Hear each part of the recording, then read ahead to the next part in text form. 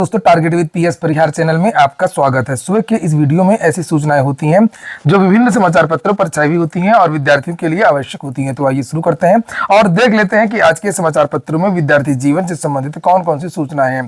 तो वीडियो को जल्दी से लाइक कर दें, शेयर कर दें। जिन छात्रों ने चैनल को अभी भी सब्सक्राइब न किया हो तो जल्दी से सब्सक्राइब कर लें ताकि आप लोगों को इसी प्रकार की ऑथेंटिक और सॉलिड अपडेट से सबसे पहले मिलती रहे। आगे बढ़ने से पहले एक सूचना है उन विद्यार्थियों के लिए जो विद्यार्थी किसी भी पीई प्रतियोगी परीक्षा की तैयारी कर रहे हैं। सभी अभ्यर्थी टेस्ट बुक के इस बेस्ट ऑफर का लाभ ले सकते हैं जिसका नाम है उम्मीद की किरण सेल। 19 से लेकर के 20 फरवरी तक ये ऑफर रहेगा, यानी आज और कल। और इनका एक ईयरली पास होता है, 1 साल की जिसकी वैलिडिटी होती है। उसकी कीमत इस समय कर दी गई है मात्र 351 रुपये। और इस ईयरली पास ये जो होता है 351 रुपये में आप लोग किसी भी भर्ती के मॉक टेस्ट में हिस्सा ले सकते हैं। SSC, bank, railway, TET, CTET सभी भर्तियों में, यूपीएसआई, यूपी पुलिस सब में। और इसमें भी एक कोड लगा देंगे TWP, तो आप लोगों को 12% की इसमें भी छूट मिल जाएगी। इनका एक और पास होता है जिसका नाम है पास प्रो मैक्स। इसमें आप लोगों को सभी भर्तियों के मॉक टेस्ट तो मिलते ही हैं, अनलिमिटेड मॉक टेस्ट मिलते हैं जिसमें रैंक वगैरह पता चलती है। और साथ में आप लोगों को स्टडी मटेरियल भी मिलता है। इसकी कीमत कर दी गई है मात्र 439 रुपये। इसकी लिंक मैंने डिस्क्रिप्शन बॉक्स में, कमेंट बॉक्स में उपलब्ध करा दी है। आप जाकर के सीधे इसका लाभ ले सकते हैं, इसको ज्वाइन कर सकते हैं। और इसमें 1.5 लाख से ज़्यादा मॉक टेस्ट उपलब्ध है इस प्लेटफॉर्म में। 800 से ज़्यादा भर्तियाँ कवर की गई हैं, 12 से अधिक भाषाओं में मॉक टेस्ट आपको मिल जाएंगे। चलिए हम शुरू करते हैं और बात करते हैं नई शिक्षक भर्ती के लिए सुप्रीम कोर्ट पहुंचे यूपी के शिक्षा मित्र। शीर्ष अदालत ने उत्तर प्रदेश सरकार को अवसर, वेटेज और आयु में छूट देने के लिए कहा था।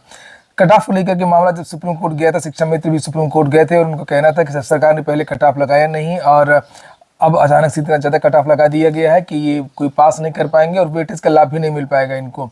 जब ये शिक्षा मित्र सुपर टेट में ही फेल हो जाएंगे तो इनको कैसे वेटेज का लाभ मिलेगा। तो सरकार ने ये कहा था कि इनको वेटेज के लाभ और अन्य चीज़ों के लिए हमारे पास 51,000 अलग से पद रिक्त हैं और हम एक नई भर्ती लाएंगे, उसमें उनको छूट वगैरह दे देंगे। लेकिन नई भर्ती आई नहीं और इसी को लेकर के ये शिक्षा मित्र सुप्रीम कोर्ट चले गए। फिर से 69,000 शिक्षक भर्ती के जुड़े प्रकरण में एक महत्वपूर्ण घटनाक्रम सामने आया है। सिविल अपीलीय राम शरण मौर्य बनाम स्टेट ऑफ यूपी में शिक्षा मित्रों ने सुप्रीम कोर्ट में एक प्रार्थना पत्र दाखिल करते हुए नई शिक्षक भर्ती शुरू करने का अनुरोध किया। आपने सुना भी होगा इस समय याची लाभ चल रहा है। तो इनको लगा होगा कि हम क्यों चूके भाई, जब रिक्त पदों में भरने की बात की जा रही है तो पहला हक तो हमारा, पद तो हमारे हैं पूरे। इन्हीं शिक्षा मित्रों को यहाँ से हटाया गया था। और लिखा हुआ है कि अगली शिक्षक भर्ती में शिक्षा मित्रों को अवसर, वेटेज तथा आयु पात्रता में छूट देने की बात भी की गई थी, जिस पर राज्य सरकार ने भी सहमति व्यक्त की थी। हालांकि आदेश के 5 वर्ष से अधिक बीत जाने के बावजूद नई शिक्षक भर्ती की प्रक्रिया प्रारंभ नहीं हुई है। प्रार्थना में यह भी उल्लेख किया गया कि राज्य सरकार ने पूर्व में सर्वोच्च न्यायालय के समक्ष 12 जून 2020 को दाखिल इंटरक्यूलेटरी एप्लीकेशन में ये जानकारी दी थी। उस समय शिक्षकों के 51,112 पद रिक्त थे, साथ ही 68,500 की भी 27,000 पद रिक्त हैं। और लिखा इन रिक्त पदों को नई विज्ञप्ति जारी करके भरने के निर्देशों का भी अभी तक अनुपालन नहीं हुआ। 1,37,000 जो पद, ये जो समायोजन रद्द हुआ था, इसमें से क्रमशः 2 भर्तियां करने की बात की गई थी, 69,000 और 68,500। तो आखिरकार इनको तो भरना ही चाहिए, ये तो भरना ही पड़ेगा। ये 27,000 जो पद रिक्त हैं, ये वाले पद जो रिक्त हैं, ये तो इनको भरना ही पड़ेगा। इससे बच नहीं सकते कि कट ऑफ लगा करके सोचें पूरे पद रिक्त रहने दें, यहाँ पर भर्ती ना करें, तो ये नहीं हो पाएगा। ये तो सरकार को करना ही पड़ेगा। और अब आ जाइए नीचे क्या लिखा है। तो नीचे लिखा हुआ है कि 69,000 शिक्षक भर्ती में पहले से ही व्यापक न्यायिक विमर्श का विषय रही है और संबंधित पक्षकार लंबित निर्देशों का अनुपालन। तो देखिए अब चल रहा मामला, क्या होगा क्या नहीं होगा। याचिकाकर्ताओं का भविष्य निर्णायक मोड़ पर है। ये देखिए 72,000 की बात भी की गई है। परिषदीय प्राथमिक स्कूलों में 72,825 प्रशिक्षु शिक्षक भर्ती से जुड़े हजारों अभ्यर्थियों के लिए सालों से चला आ रहा इंतजार भी निर्णायक मोड़ पर पहुंचता नजर आ रहा है। कट ऑफ से अधिक अंक पाने के बावजूद भी चयन से वंचित अभ्यर्थियों के मामले में गुरुवार को सर्वोच्च न्यायालय में सुनवाई होनी है। इस सुनवाई के लिए शीर्ष अदालत ने अपर मुख्य सचिव बेसिक शिक्षा पार्थ सारथी सेन शर्मा को भी बुलाया है। और शीर्ष अदालत के आदेश पर सुप्रीम कोर्ट बार एसोसिएशन की वेबसाइट पर 14,851 याचिकाकर्ताओं की सूची पहले ही अपलोड की जा चुकी है। तो अब ये भी फाइनल होने वाला है। 69,000 भी फाइनल होने वाला था, लेकिन उसमें भी एक याचिका और पड़ गई है। तो फिर से मामला जो है वो रोचक हो गया है। अगली जो सूचना है वो LT ग्रेड की है। LT ग्रेड के 4 विषयों का रिजल्ट कल और आ गया, लेकिन चौंका दिया सबसे ज्यादा विज्ञान विषय के रिजल्ट ने। उसको लेकर के आज के सभी समाचार पत्रों में प्रमुखता से खबरें दी गई हैं।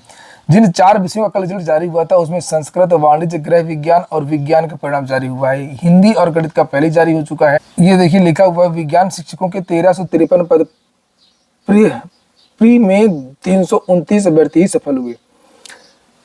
पुरुष और महिला दोनों को मिलाकर के 1353 पद थे और यहाँ पर अभी प्रारंभिक परीक्षा इसमें 15 गुना विद्यार्थियों को क्वालिफाई कराया जाता है विज्ञान में। और सोचने वाली बात है कि देखिए, जहाँ पर लगभग 18 से 20 हजार विद्यार्थियों को पास होना चाहिए था, वहाँ पर केवल 329 विद्यार्थी ही पास हुए हैं। उत्तर प्रदेश लोक सेवा आयोग ने राजकीय माध्यमिक विद्यालयों में LT ग्रेड सहायक अध्यापक या प्रशिक्षित स्नातक भर्ती 2025 की विज्ञान और गृह विज्ञान, संस्कृत और वाणिज्य विषयों की प्रारंभिक परीक्षा प्री का परिणाम बुधवार को घोषित कर दिया। विज्ञान, गृह विज्ञान और संस्कृत विषयों में निर्धारित न्यूनतम दक्षता मानक अंक प्राप्त नहीं करने के कारण रिक्तियों के सापेक्ष 15 गुना अभ्यर्थी उपलब्ध नहीं हो सके। और जिन 4 विषयों का परिणाम घोषित किया गया उसमें सबसे खराब स्थिति विज्ञान विषय की है। विज्ञान पुरुष शाखा के 774, महिला शाखा के 573 पदों तथा दिव्यांगजन सशक्तिकरण के तहत 3 अलग अलग श्रेणियों के 16 यानी कुल 1353 पदों के लिए प्रारंभिक परीक्षा 7 दिसंबर को हुई थी। 1,02,953 विद्यार्थी में से 49,538 विद्यार्थी सम्मिलित हुए थे परीक्षा में और इसमें से केवल 329 विद्यार्थी ऐसे थे जो 40% से ज़्यादा नंबर ला सके। बाकी जितने भी विद्यार्थी थे 40% भी नंबर नहीं ला पाए।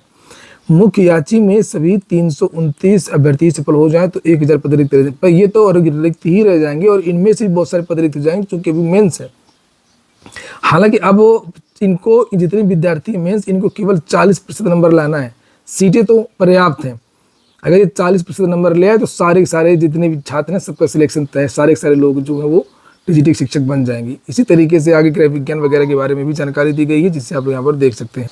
एक और सूचना है, इसको आप लोग UPSSC के सचिव और चेयरमैन तक पहुंचा दीजिए अगर आप लोग पहुंचा सकें तो। और बिहार में 1,95,000 रिक्त पदों पर नियुक्ति का कैलेंडर जारी होगा। जो UPSSC कैलेंडर जारी नहीं करता है, आवेदन करने की जानकारी दी जाएगी, कब से कब तक आवेदन होंगे, कब परीक्षा होगी, उसमें परीक्षा के बारे में भी जानकारी दी जाएगी और साथ में परिणाम की जानकारी भी उसमें दी जाएगी। ये इस तरीके से होता है सुधार। यहाँ पर लिखा है कि ये जो वार्षिक कैलेंडर जो जारी होगा, इससे उन्हें परीक्षा की तैयारी करने, आवेदन करने और परीक्षा परिणाम के अनुसार भविष्य की तैयारियों को लेकर के आगे बढ़ने का अवसर मिलेगा। तो अचानक से कोई विज्ञापन जारी हो जाता है, अचानक से 2 अलग अलग भर्ती बोर्ड को निकाल देते हैं भर्तियां, तो विद्यार्थियों की समस्या होती है। तो उसी को लेकर के यहाँ पर ये जानकारी दी गई है कि एक बड़ा बदलाव किया जा रहा है, विद्यार्थियों की इससे बहुत सुविधा होगी। और आगे लिखा है इसमें, बिहार में इस साल राज्य सरकार के विभिन्न विभागों में 1,95,000 रिक्त पदों पर नियुक्ति के लिए वार्षिक कैलेंडर जारी होगा। ये एक भर्ती बोर्ड का कैलेंडर नहीं है जैसे BPSC जारी करता है या अन्य भर्ती बोर्ड जारी करते हैं। ये पूरी बिहार सरकार जारी करेगी। जैसे राष्ट्रीय अवकाश की सूची होती है, राज्य के अवकाश की छुट्टी का एक कैलेंडर बनता नहीं है, उसी तरीके से पूरा कैलेंडर बनेगा, जिसमें से सभी भर्ती बोर्डों के, जैसे हर राज्य में कई प्रकार के भर्ती बोर्ड होते हैं। एक पुलिस की भर्तियों के लिए अलग बोर्ड होता है, तकनीकी भर्तियों के लिए अलग बोर्ड होता है और जो ग्रुप C की भर्तियों के लिए अलग बोर्ड होता है और जो बड़ी भर्तियां हैं उसके लिए अलग लोक सेवा आयोग टाइप का एक बोर्ड होता है, राज्य लोक सेवा आयोग टाइप का।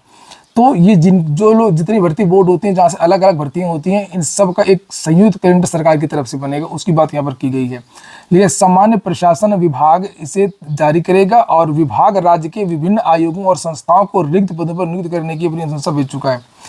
इन रिक्त पदों पर नियुक्ति के लिए आवेदन प्राप्त करने, कब परीक्षाएं आयोजित की जाएंगी और अन्य जानकारियां भी वार्षिक कैलेंडर में होगा। आधिकारिक सूत्रों ने बताया कि वार्षिक कैलेंडर तैयार करने की प्रक्रिया अंतिम चरण में है और बिहार में ये पहला मौका होगा जब नियुक्तियों का वार्षिक कैलेंडर जारी किया जाएगा।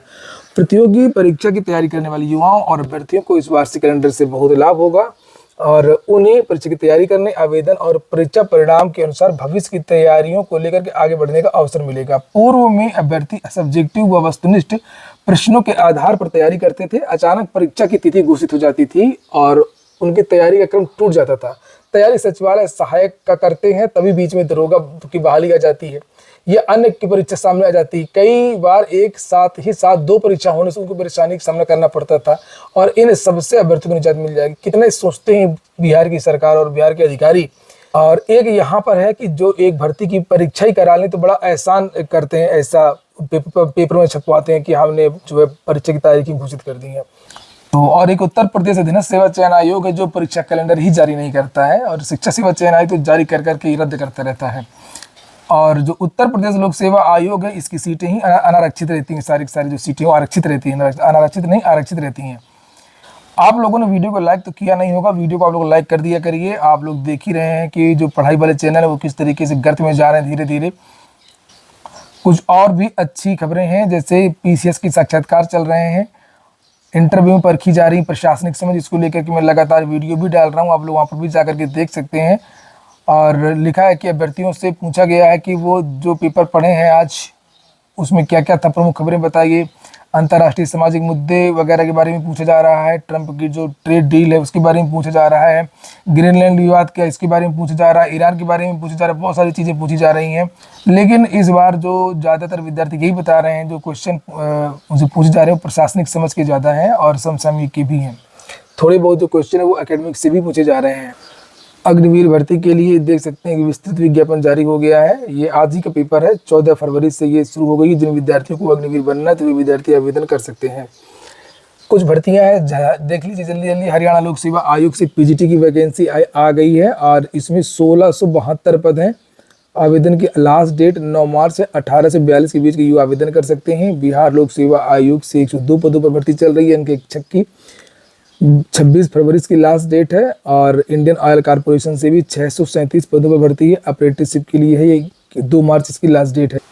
पीएम श्री केंद्रीय विद्यालयों से भर्ती चल रही है, अलग अलग जिलों से जहाँ से भी है।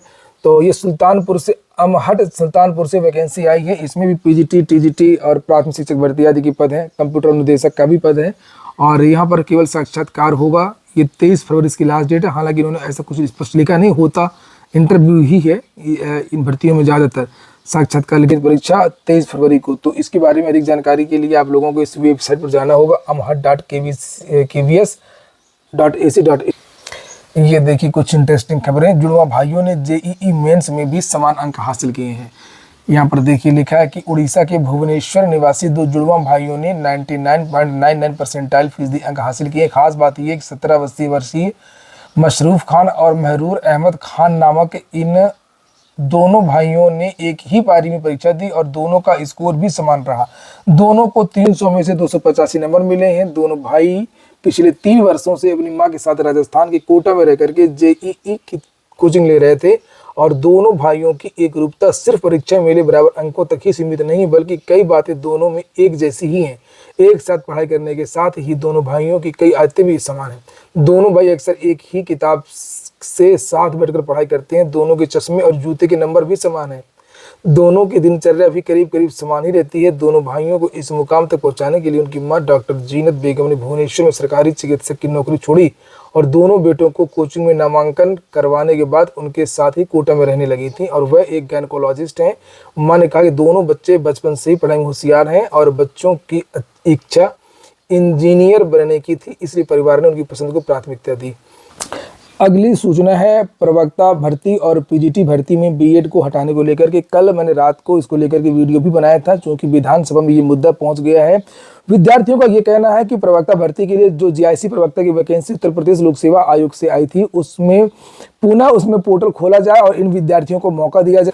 चूंकि पहले प्रवक्ता की भर्ती होती थी, जो पीजीटी की भर्ती होती थी, उसमें केवल पोस्ट ग्रेजुएशन यानी कि एमए या एमएससी अगर आपने किया तो आप लोग आवेदन कर सकते थे। लेकिन नई योग्यता में इसके साथ में बीएड को अनिवार्य कर दिया गया है। और छात्रों को कहना है कि अचानक से बीएड कैसे हो सकता है, या तो कुछ दिन के लिए मौका दिया जाए, यानी कि 3 साल के अंदर हम लोग बीएड कर ले नियुक्ति की, लेकिन अभी आवेदन करने का मौका दिया जाए। ये उसी को लेकर के इन विद्यार्थियों ने आशुतोष सिन्हा जो विधान परिषद के सदस्य हैं उनको ज्ञापन दिया था। और जो आशुतोष सिन्हा विधान परिषद, वो इस मुद्दे को लेकर के विधान परिषद पहुंचे।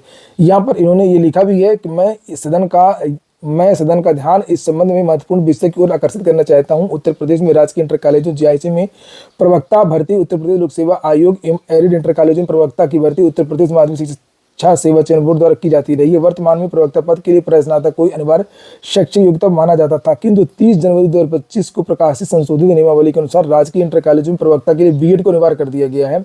और इस परिवर्तन के उपरांत 2025 में जारी विज्ञप्ति में भी उक्त संशोधित योग्यता लागू हो जाती है।